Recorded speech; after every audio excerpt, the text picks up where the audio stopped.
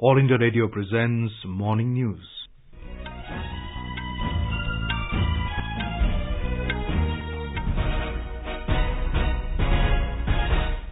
Good morning, I'm Abhishek Mukhopadhyay and with me is Subhadra Ramachandran. The headlines. India's cumulative COVID-19 vaccination coverage exceeds 35 crore mark.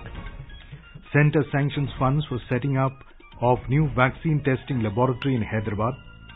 National COVID-19 recovery rate reaches 97.06%. Nearly 3 crore people recovered so far.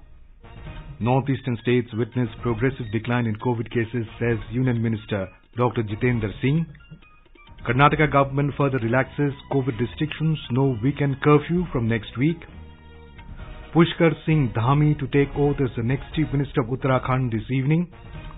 In women's cricket, India beat host England by 4 wickets in third and final ODI. Indian pair of Sania Mirza and Rohan Bopanna enters third round of mixed doubles in Wimbledon tennis. And in Euro Cup football, England defeat Ukraine to set up clash with Denmark in the second semi-finals.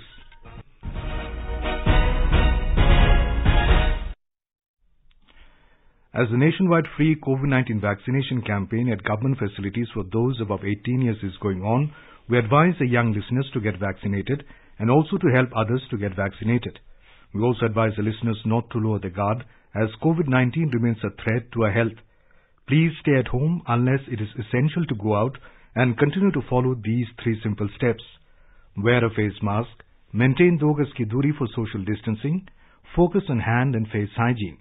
For any COVID-related information and guidance, contact national helpline numbers 011 2397 8046 and 1075. And now the news. India's cumulative COVID vaccination coverage has exceeded the 35 crore mark. The cumulative figure stood at 35 crore 5 lakh 42,004 as per the 7 p.m. provisional report yesterday. The Union Health Ministry in a statement said the new phase of universalization of COVID-19 vaccination commenced from 21st of June and more than 57 lakh 36,000 vaccine doses were administered yesterday. The ministry said over 28 lakh 33,000 vaccine doses were administered as first dose and more than 3 lakh 29,000 given as second dose in the age group of 18 to 44 years today.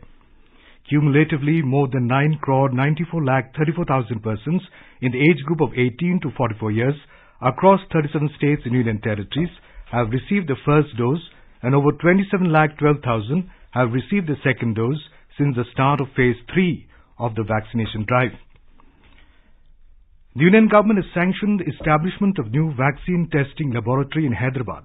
This was announced by Union Minister of State for Home, G. Kishan Reddy. In a tweet, Mr. Reddy said funds have been sanctioned for the laboratory from PM CARES Fund. He said it will be set up at National Institute of Animal Biotechnology in Hyderabad and will be under Department of Biotechnology. Thanking Prime Minister Narendra Modi for the sanction, the minister said it is a big step towards development of pharmacy sector in Hyderabad.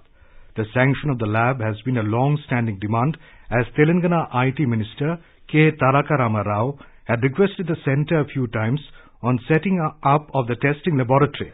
More from a Hyderabad correspondent. Considering the fact that Hyderabad city is named to many big pharma companies, COVID-19 vaccine production companies and R&D institutions concerned, the setting up of a new vaccine testing laboratory at Hyderabad, which is also Pharma Hub of India, is a big step towards the comprehensive development of this sector. This will boost the production of COVID vaccines. The commencement of operations of the laboratory is expected in the next month. At present, there are 2 vaccine testing laboratories, one at Kasoli and the other at Noida. The new facility, which was requested by the state government and by pharma companies, will help in saving time for clearances. Suresh Dharmapuri, AR News, Hyderabad. The national recovery rate has gone up to 97.06%. Over 57,000 patients recovered during the last 24 hours. The Health Ministry has said that over 2 crore 96 lakh people have recovered from COVID-19 so far. Daily recoveries continue to outnumber the daily new cases for the 51st consecutive day. The country reported more than 44,000 new cases in the last 24 hours. India's active caseload has declined to 4,95,533. It is less than 5 lakh after 97 days. Active cases constitute 1.62% of total cases. The weekly positivity rate remains below 5% and it is currently at 2.5%. Daily positivity rate at 2.35% and it is less than 5% for 26 consecutive days. 738 deaths were reported in the last 24 hours. With this, the deaths toll due to the pandemic has reached 4,01,050. Union Minister Dr. Jitendra Singh has said that there is a progressive decline in COVID cases in all the northeastern states except Meghalaya. In a meeting convened yesterday to review the COVID situation in northeastern states, the minister expressed satisfaction that all the states are catching up with national average in terms of decline in positivity rate. He added that Meghalaya is the only exception which witnessed a surge due to the coronavirus outbreak in a jail in Ribhoi district. The minister was informed that in the northeastern region, positivity rate, which was 3.96% on 30th of June, has come down to 2.94%. This is in tune with the national average declining from 2.34% on 30th of June to 2.09% on the 2nd of this month. Health Ministry's National Telemedicine Services, e-Sanjeevani, has crossed another milestone by completing 7 million consultations. Patients consult with doctors and specialists on a daily basis using this innovative digital medium to seek health services. In another significant milestone in June, it served around 12.5 lakh patients, which is the highest since the services were launched last year in March. Currently, the National Telemedicine Service is operational in 31 states and union territories. The doctor-to-doctor telemedicine platform has served over 32 lakh patients. Gujarat recorded 76 new cases of COVID-19 yesterday. According to the State Health Department, 190 patients were discharged from the hospitals in the last 24 hours after recovering from the infection. More from our Ahmedabad correspondent. Total 8,11,169 patients have been recovered from COVID-19 in Gujarat till now. The recovery rate further improved and reached up to 98.47%. Maximum 22 new cases reported from Ahmedabad, while Surat recorded 12 new cases. 3 patients lost their lives due to COVID-19 yesterday. Gujarat has now 2,527 active cases at present, out of which 11 patients are on ventilators. Meanwhile, 3,30,500 persons have been vaccinated in the state yesterday. Yogesh Pandya, AIR News, Ahmedabad. In Maharashtra, even as the cases of COVID-19 are on a decline, the district administration in Satara has imposed a complete lockdown following the spurt in new cases. The lockdown came into effect from yesterday. We have a report. The sudden spike in fresh cases of COVID-19 in Satara has prompted the district administration to impose a complete lockdown in the district. However, in other parts of the state, a downward trend in COVID cases has been witnessed. According to the health bulletin of the state government, Maharashtra recorded 9,489 new cases and 153 deaths yesterday. Meanwhile, nearly 8 lakh people were inoculated in the state yesterday. The health official said that Maharashtra created a record in vaccinating people on a single day and maintaining its top position in administering the COVID-19 preventive vaccine. Additional Chief Secretary Health Dr. Pradeep Vyas said that previously on June 26, more than 7,38,000 people were vaccinated in a day. Kunal Shinde, AIR News, Mumbai. Karnataka Chief Minister B.S. Yediyurappa has announced a few more relaxations in the lockdown norms. The relaxation will come into effect from tomorrow morning, will continue till the 19th of this month. Addressing media persons in Bengaluru yesterday after a meeting with cabinet ministers, the Chief Minister said that the weekend curfew in effect in the state will be lifted, but the night curfew will continue from 9 p.m. to 5 a.m. every day. The Chief Minister said government and private officers can work with 100% manpower instead of just 50%. Similarly, metro, rail and public transport can allow passengers to their 100% seating capacity. Malls can open following COVID protocol. He, however, said that cinema halls and pubs will remain closed and large gatherings will not be allowed. All social, political, sports, entertainment, academic, culture, religious function, other gatherings and large congregations are prohibited. Marriages, family functions are permitted to be conducted involving not more than 100 people. Religious places are allowed to open only for darshan. No sevas allowed. All shops, restaurants, malls, private offices, closed places to strictly enforce COVID appropriate behavior, failing which action will be initiated under the District Magistrate Act 2005. All educational institutions, tutorials, colleges remains closed until further order. You are listening to the morning news on All India Radio. A reminder of the headlines before we move on. India's cumulative COVID-19 vaccination coverage exceeds 35 crore mark. Centre sanctions funds for setting up a new vaccine testing laboratory in Hyderabad. National COVID-19 recovery rate reaches 97.06%. Nearly 3 crore people recovered so far. Northeastern states witnessed progressive decline in COVID cases, says Union Minister Dr. Jitendra Singh. Karnataka government further relaxes COVID restrictions. No weekend curfew from next week. Pushkar Singh Dhami to take oath as the next Chief Minister of Uttarakhand this evening. In women's cricket, India beat host England by 4 wickets in third and final ODI. Indian pair of Sania Mirza and Rohan Bopanna enters the third round of mixed doubles in Wimbledon tennis.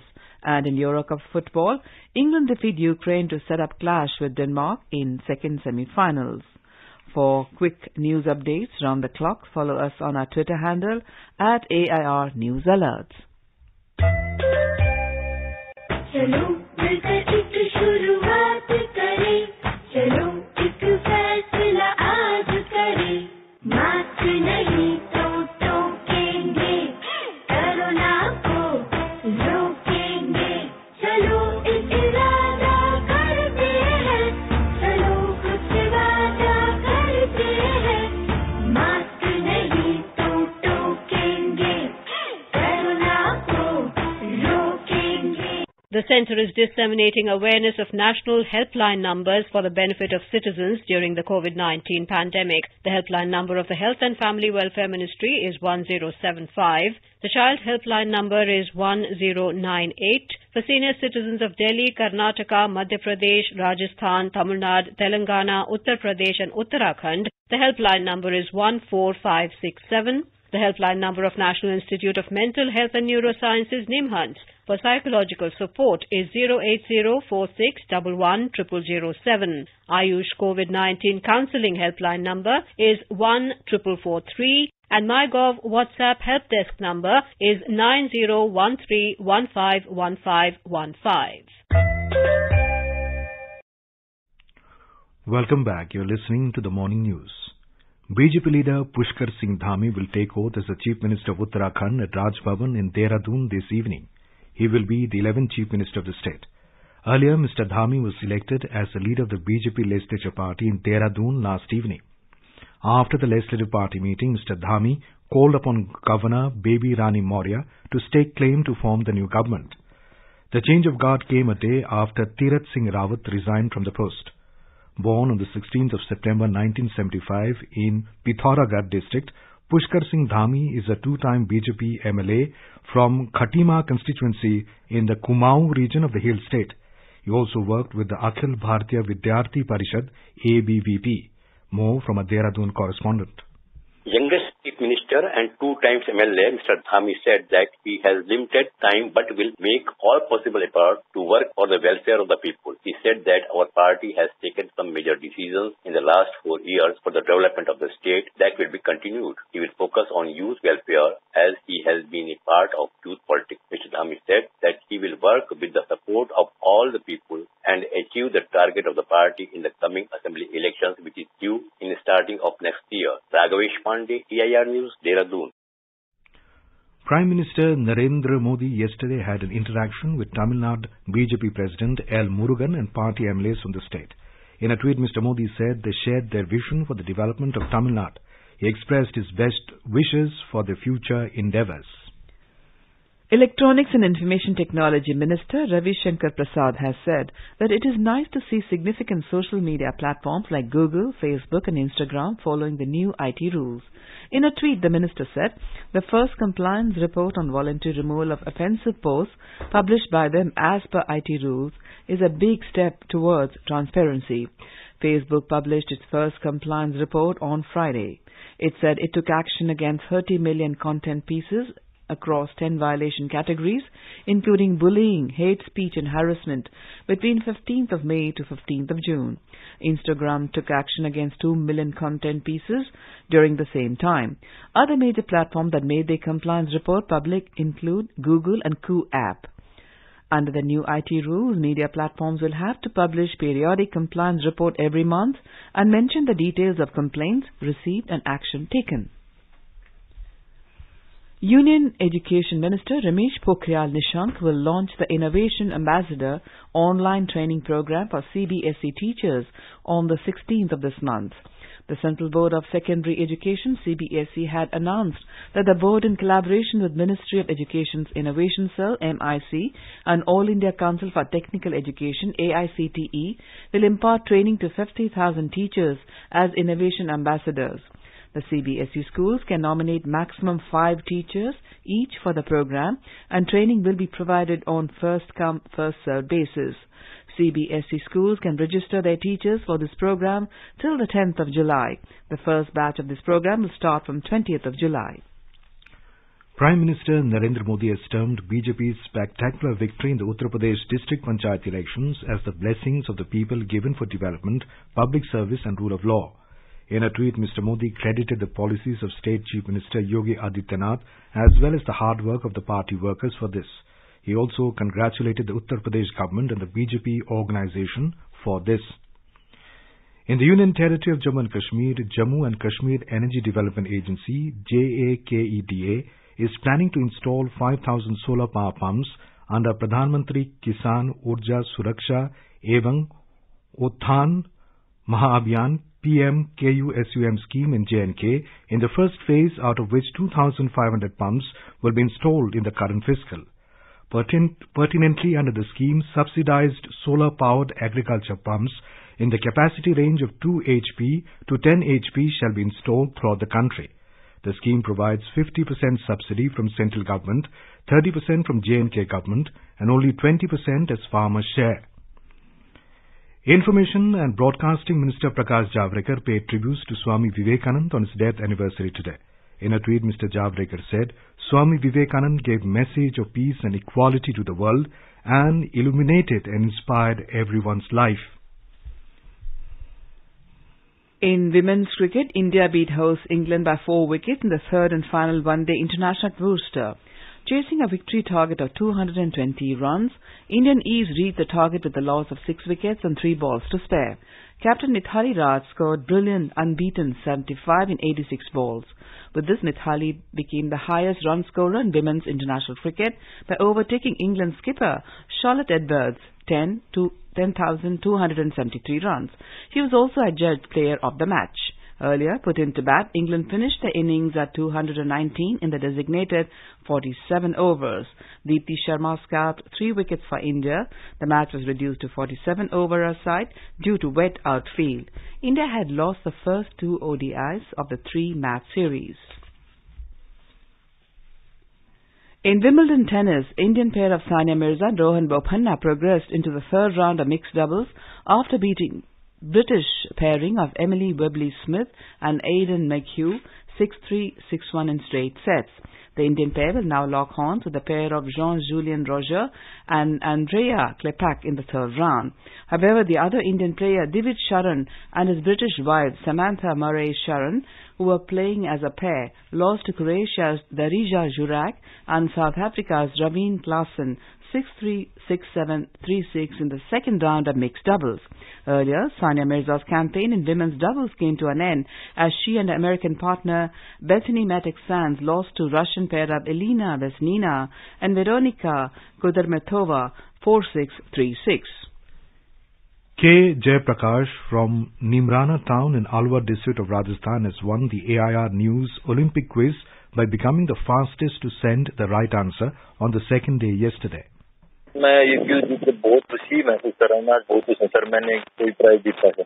Olympic में जाने वाले सभी खिलाड़ियों को मेरी तरफ से बहुत बहुत धन्यवाद है। और सर मैं ईश्वर से कामना करता हूँ ज्यादा से ज्यादा मेडल जीतकर हमारे देश का नाम रोशन करेंगे। जितने भी श्रोता ये आकाशवाणी के प्रोग्राम सुनते हैं सर, मैं उनको बोलना चाहता हूँ कि ज्यादा से ज्यादा ये प्रोग्राम सुने और ये क्यूब जीतने का मौका प्राप्त करें। मैं आकाशवाणी की पूरी टीम को दिल से धन्यवाद देना चाहता हूँ जिन्होंने इतना ये टोक्यो ओलंपिक से पहले इतना अच्छा प्रोग्राम शुरू किया। All India Radio's Olympic quiz, launched on the 1st of this month, has received a tremendous response from across the country. Hundreds of listeners have emailed the responses. To take part in the Olympic quiz, tune in to the Sports Scan program.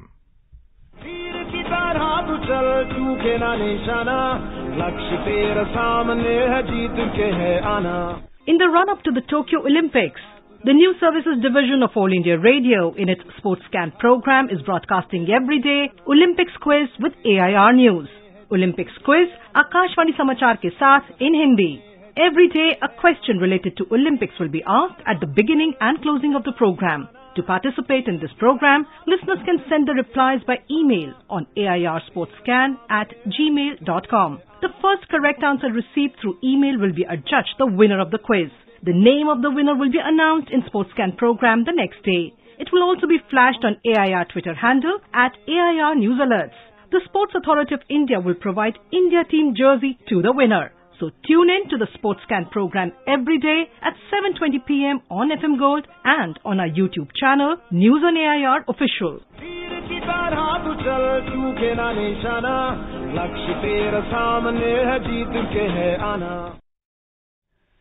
In our Olympic special today, with just 20 days to go for Tokyo Olympic Games, AIR takes a look at the career graph of Duti Chand, the first Indian female sprinter to win a gold in 100-meter race in a global competition.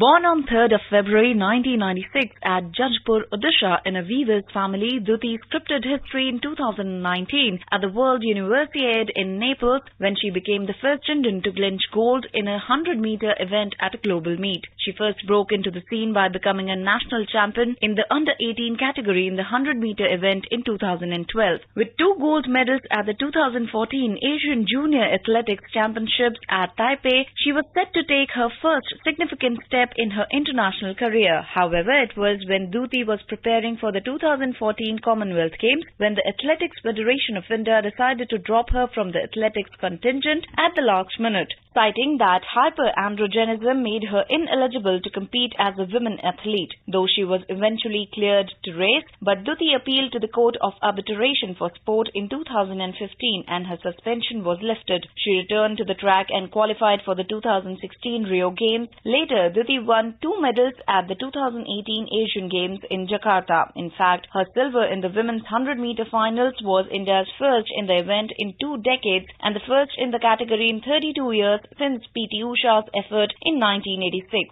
Her second silver came 3 days later in the women's 200 meters final, which came to India 16 years after Saraswati Saha's gold in that category in 2002.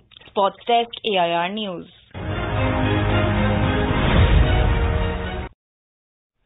From Karakoram to Kanyakumari, Indians are cheering for country's Olympic-bound contingent. In Ladakh, locals and tourists are taking selfies and wishing success for Indian contingent participating in the Tokyo Olympics. Here is a report.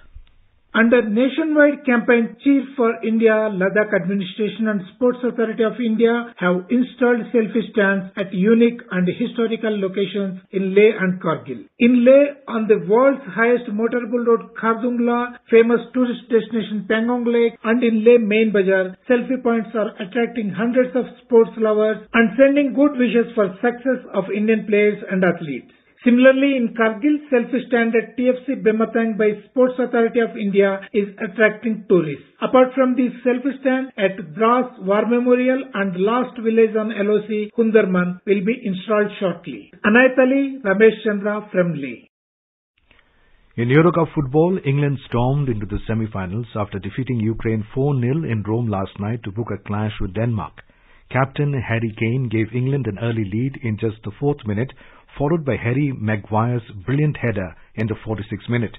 Harry Kane scored his second goal in the 58th minute, while Jordan Henderson hammered the final nail in the coffin by scoring the fourth goal in the quarter-final match. Earlier, Denmark defeated the Czech Republic 2-1 in the other quarter-final held in Baku yesterday. Thomas Delaney and Kasper Dolberg scored for Denmark, while Patrick Schick scored the solitary goal for the Czech Republic. Now let us take a look at the weather forecast for the day. Jammu will have partly cloudy sky with possibility of rain or thunderstorm or dust storm. The minimum temperature is 24 degrees Celsius, while the maximum will be around 38 degrees. Srinagar will have partly cloudy sky with possibility of rain or thunderstorm or dust storm. Temperature will hover between 16 and 29 degrees Celsius. Leh will have mainly clear sky. The minimum and maximum temperature will be between 9 and 20 degrees Celsius. Gilgit will have partly cloudy sky. The temperature will hover between 17 and 33 degrees Celsius. Muzaffarabad will have partly cloudy sky with possibility of rain or thunderstorm or dust storm. The minimum temperature is 21 degrees Celsius and the maximum will be around 38 degrees. Dehradun will have partly cloudy sky with possibility of rain or thunderstorm or dust storm. The minimum temperature is 24 degrees Celsius while the maximum will be around 36 degrees. Chandigarh will have mainly partly cloudy sky with one or two spells of rain or thunder showers. The minimum temperature is 22 degrees and the maximum will be 37 degrees Celsius. The national capital Delhi may witness thunderstorm with rain. The minimum temperature is 24 degrees and the maximum will go up to 39 degrees Celsius. Mumbai will have generally cloudy sky with light rain. The minimum temperature is 27 degrees Celsius while the maximum is expected to be around 33 degrees. Chennai will witness rain or thunder showers towards evening or night. The temperature will vary between 27 and 35 degrees Celsius. Kolkata will see generally cloudy sky with one or two spells of rain or thunder showers. Minimum temperature is 26 degrees Celsius and the maximum will go up to 34 degrees. Lucknow will see partly cloudy sky with one or two spells of rain or thunder showers. The minimum temperature was 27 degrees and the maximum will go up to 36 degrees Celsius. Patna will have partly cloudy sky with possibility of rain or thunderstorm or dust storm. The minimum temperature is 25 degrees Celsius and the maximum will be around 33 degrees. Jaipur will have partly cloudy sky. The minimum temperature is 30 degrees Celsius and a maximum of around 39 degrees. Raipur will have generally cloudy sky with one or two spells of rain or thunder showers. Ranchi will have generally cloudy sky with one or two spells of rain or thunder showers. The temperature will vary from 23 to 30 degrees. Bhopal will have mainly clear sky becoming partly cloudy towards afternoon or evening. The minimum temperature is 25 degrees and the maximum will be up to 35 degrees. Guwahati will have generally cloudy sky with moderate rain. Itanagar will have generally cloudy sky with moderate rain. Imphal will have generally cloudy sky with moderate rain. The minimum temperature is 22 degrees Celsius and the maximum will be around 30 degrees. Shillong will have generally cloudy sky with moderate rain. The minimum temperature is 18 degrees Celsius and the maximum will be around 23 degrees. Aizawl will have generally cloudy sky with moderate rain.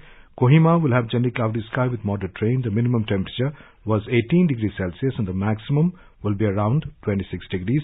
Agartala will have generally cloudy sky with one or two spells of rain or thunder showers. Gangtok will have generally cloudy sky with few spells of rain or thunder showers. And now an overview of today's newspapers. Government opposition spar over French Rafale probe, leads a statesman. French judge to investigate Rafale deal, informs the Hindustan Times. Phase 3 trials show Covaxin has 78% overall efficacy, reports the Tribune. Uttarakhand gets third chief minister in 4 months, youngest in state's 21-year history, notes the Sunday Times. Google, Facebook earn government's kudos for compliance. Offensive post removal a big step towards transparency, Lord's IT minister, reports the Pioneer. Major attack feared in Punjab, security forces on high alert, shoot-at-sight orders issued for drones, states the Asian Age. United States adds Pakistan to child soldier recruiter list, says the paper in a different story. And finally, Captain Mithali Raj does it all for India. Well, the Hindu reports that her unbeaten 75 steers the team home in a tense finish. Mithali overtakes Edwards, becomes top run-getter across formats. And now, before we end the bulletin, the headlines once again. India's cumulative COVID-19 vaccination coverage exceeds 35 crore mark. Centre sanctions funds for setting up of new vaccine testing laboratory in Hyderabad. National COVID-19 recovery rate reaches 97.06%. Nearly 3 crore people recovered so far. Northeastern states witness progressive decline in COVID cases, says Union Minister Dr. Jitendra Singh. Karnataka government further relaxes COVID restrictions. No weekend curfew from next week. Pushkar Singh Dhami to take oath as the next Chief Minister of Uttarakhand this evening. In women's cricket, India beat host England by 4 wickets in the third and final ODI. Indian pair of Sania Mirza and Rohan Bopanna enters third round of the mixed doubles and Wimbledon tennis. And in Euro Cup football, England defeat Ukraine to set up clash with Denmark in the second semi-finals. And for details of these stories and more, log on to our website www.newsonair.com and News on AIR app. And with that, we end the morning news. Have a nice day.